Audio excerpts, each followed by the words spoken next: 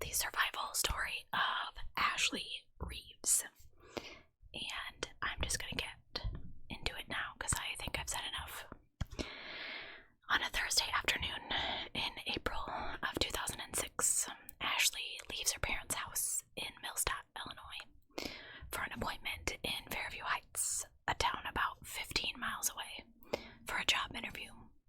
She's driving an SUV that belongs to her boyfriend, but that night, Ashley doesn't come home, and hours later, no one has heard from her. Her family, her friends, her boyfriend, and this is not like her. So her mom calls the police in an absolute panic, and Swansea Police Chief Stephen Johnson said something was different. This girl, Ashley, was not answering texts. She, that's just, maybe they won't answer their parents, but teenage girls will answer their friends if they text. So, police chief said we get a few calls like that, and the vast majority of them are either they stayed out too long with their friends or something like that. But he said that there was something about Ashley's mom's voice that he said, "Captain, we need to run with this one right away." And so they did. And they start looking, and it's not too much longer after that that they find this SUV that Ashley has been driving at a park in Belleville, Illinois. And inside her boyfriend's SUV are her clothes for the job interview and some basketball clothes, but no sign of Ashley. Now, Ashley's boyfriend Jeremy is like a parent's dream. He's wholesome, he's forthright, and he absolutely adores Ashley, and they've been together about 2 years at this point. But now, of course, investigators want to talk to him. In any case like this, investigators always want to focus on the people around the missing person. So they put this kid, this Jeremy Smith, in the hot seat, and he tells the police, "I'm out of town. I don't know anything. I talked to her before her interview." And he really seems to care about Ashley a lot. And one of the detectives said that he had a strong feeling that Jeremy had no clue what was going on. But he said something to them that led them in a different direction. She said to him, "I'm going to go to this interview and I'm going to go play basketball." And the police start wondering, why would a young girl want to play basketball alone in a park so far away from her school? And so they do some more digging, and one of Ashley's friends tells police that she would often meet a man at the park to play ball. And in fact, it was someone that they all knew, 27-year-old Samson Shelton. Now, Samson is a driver's education teacher and a physical education teacher at a rival school. He is also an aspiring professional wrestler. He called himself the Teacher. Guys, I dated a wrestler in high school. I graduated a couple years prior to 2006, but I remember this guy. I have seen this guy compete. Like, when I say I dated a wrestler, I don't mean like a high school wrestler. I dated a guy that went on to wrestle for the WWE. So, that fake stuff that you guys, however you take it, I used to love it. But I remember this guy. Again, he's right from the area that I live. Now, I went to high school in St. Louis, but still, we traveled all over. We went down to Cape Girardeau, all over the place for these meets. So I saw a lot of aspiring wrestlers, and when I look at this guy, I remember him. And let me tell you what, that gave me the heebies, okay? Not only did he go to places that I went, but I saw him in person. Heebs absolutely creeped. Anyway, so sorry. Were Ashley and Sam meeting up for more than basketball? Ashley's boyfriend tells detectives,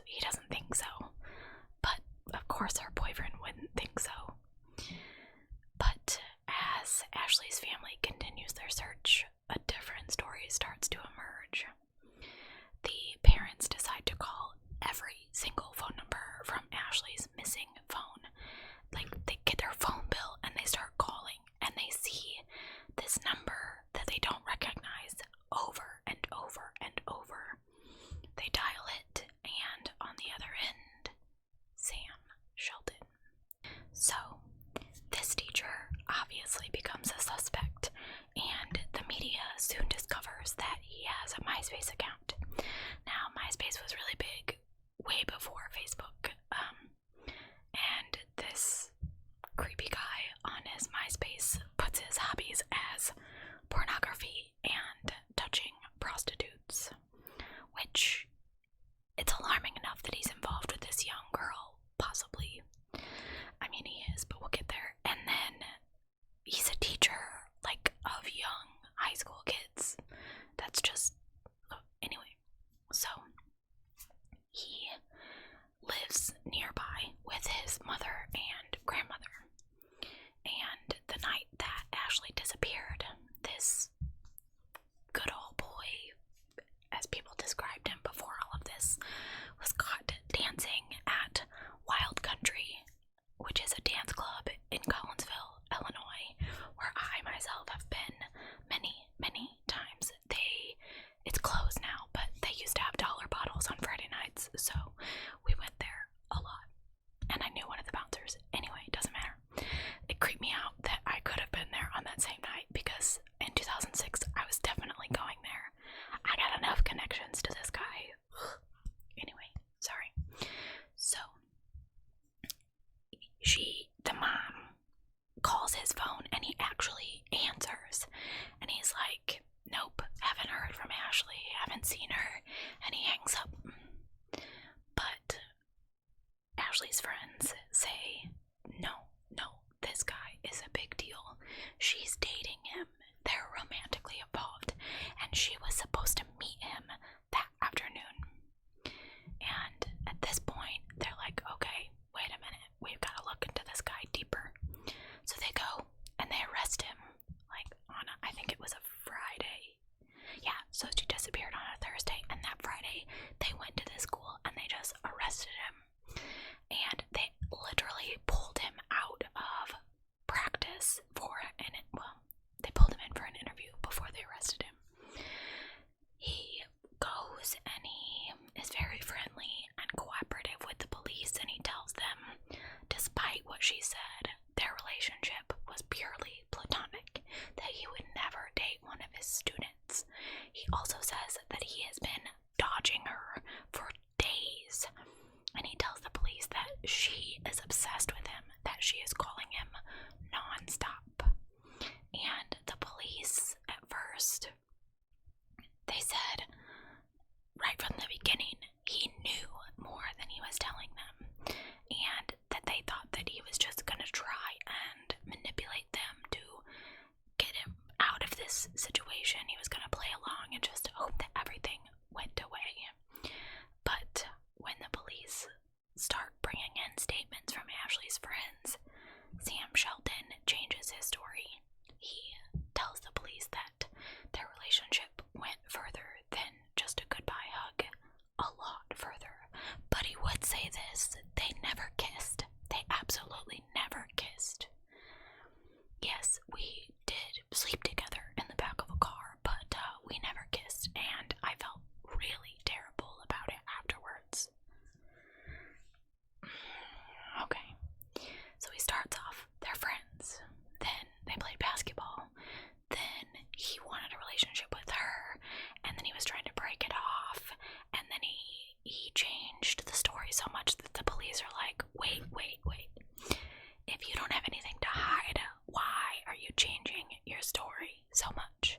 They just continued to catch this guy in lie after lie after lie. And then a bombshell erupts. Ashley Reeves was in his car the day before. Somehow it gets to this, and he tells the police they had a fight and he left her on the side of the road. But when he left, she was alive. He said that she was screaming and kicking, and he picked her up, pulled her out of the car, put her down, ran back, and drove off and left her there. That he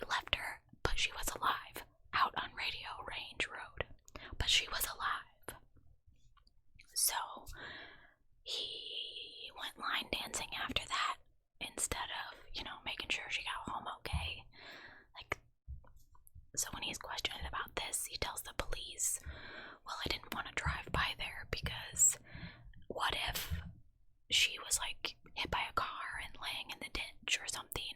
If I would have seen that, I could not stand that, he said. I have an absolute fear. I have a very weak stomach when it comes to things like that. I can't even watch horror movies. I still have in my head from that movie, the Texas Chainsaw Massacre that came out. Have you seen that movie? He is just spilling all this stuff at the police. And he says, if I would have seen her laying there on the side of the road, I would have felt absolutely horrible. As you should. I mean, but anyway.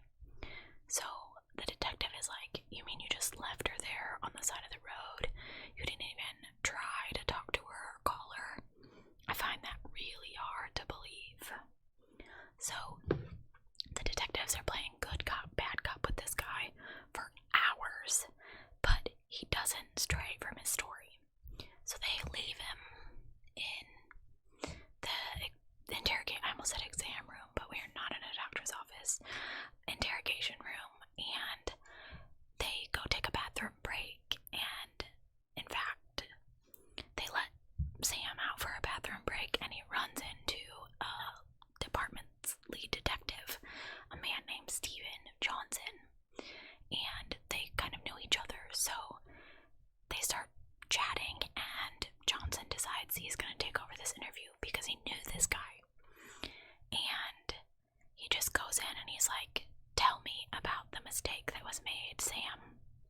And 20 minutes later, Sam Sheldon crumbles at the mention of the name that Detective Johnson knew would get him to crumble. Detective Johnson said, if I leave here and I go talk to your grandma right now and I lay down this whole story that you're saying, what would grandma say? Johnson asks Sheldon.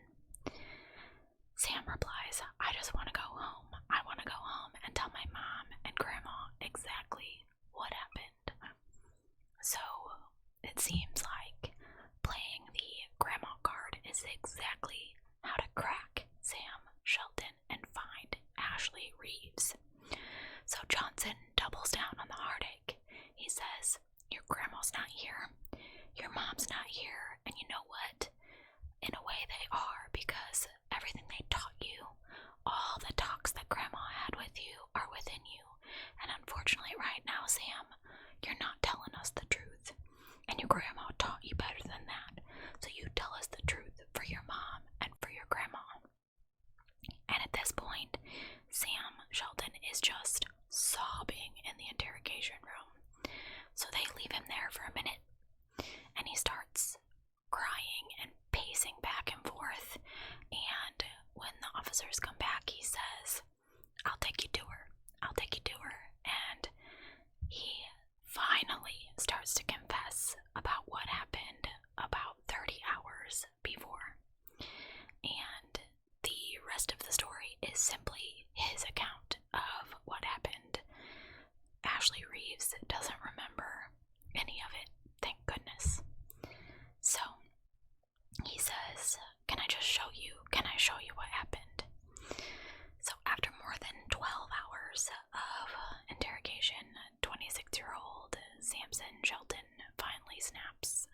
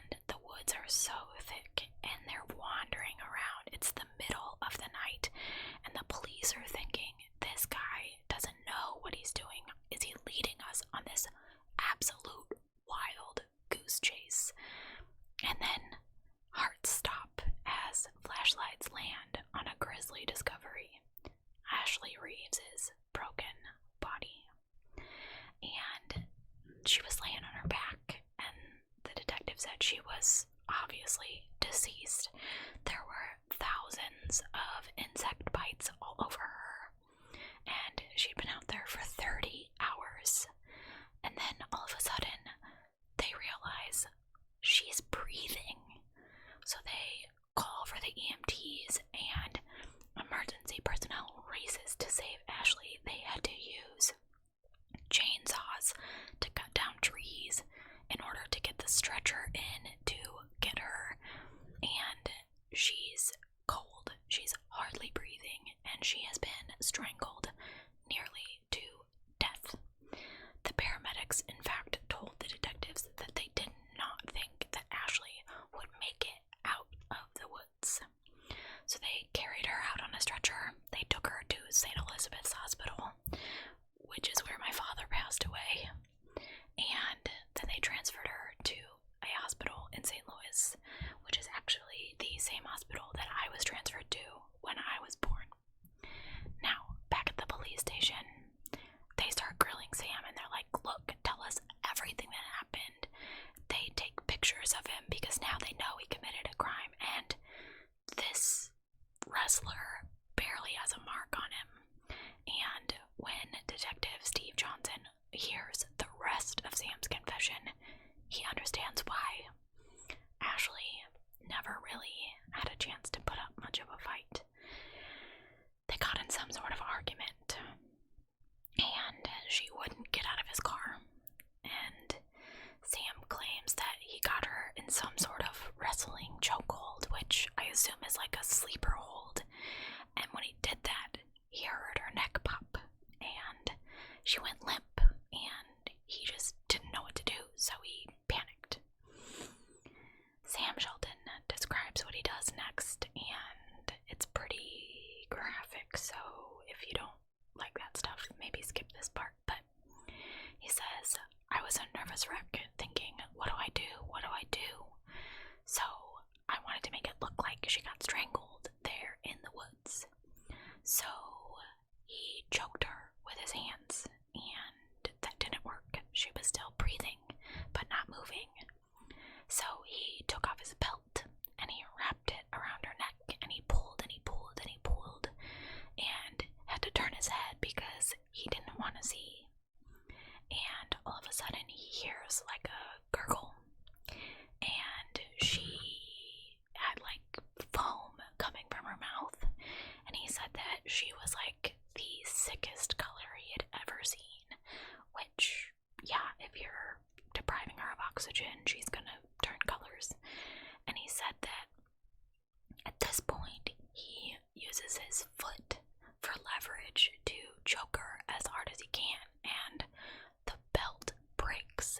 He's pulling on her neck that hard, and his belt breaks.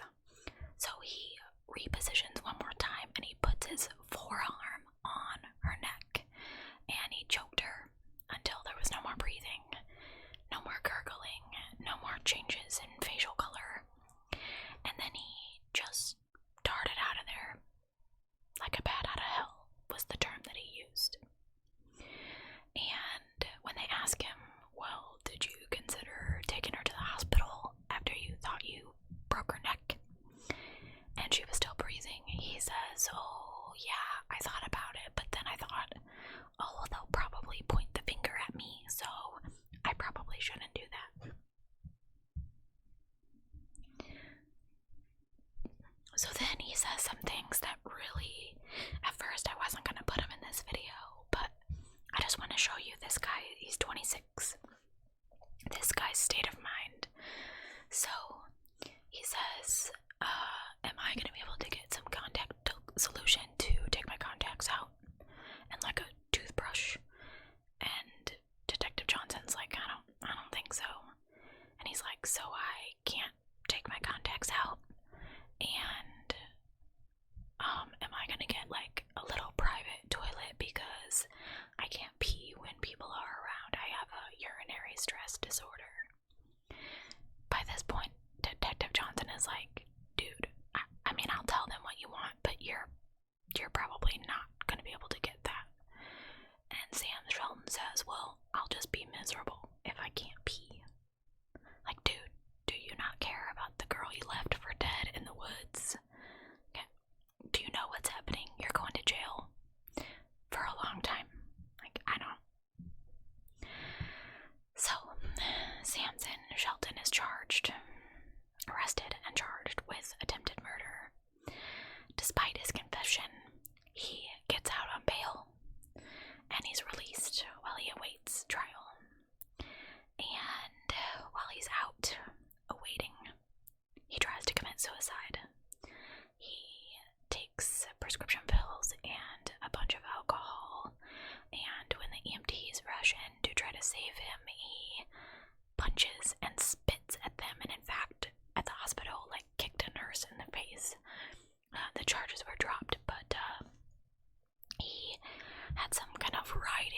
his chest. I couldn't find out exactly what it said, but something along the lines of, "Do not resuscitate me, don't revive me," or something like that. So at this point, they revoke his bond and they put him back in jail on suicide watch to await trial.